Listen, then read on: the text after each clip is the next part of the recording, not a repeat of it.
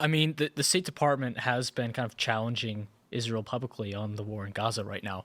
So I think there 100% is a dynamic in the Trump administration where there are more isolationist types that want to make sure that nothing blows up, and they actually be concerned that Israel is going to do something, and I do think that is plausible that Israel may try to goad Iran into walking away from the deal so they can try and coerce the U.S. to continue supporting what they're doing in Gaza, even though Rubio and Trump have kind of been calling for that to die down a little bit.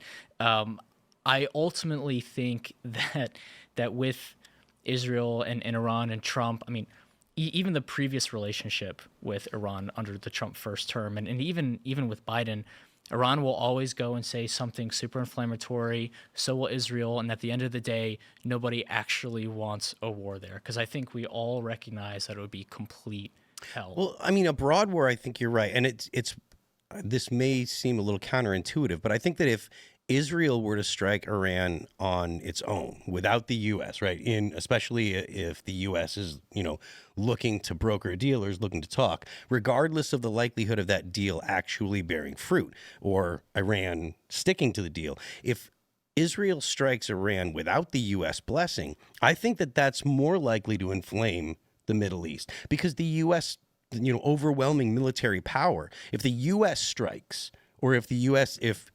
is backing an Israeli strike, then the rest of the region is like, well, the U.S. is kind of standing there saying, don't do anything back. But if the U.S. is at odds with Israel and Israel strikes, then the rest of the region might be like, well, there's some daylight between the two.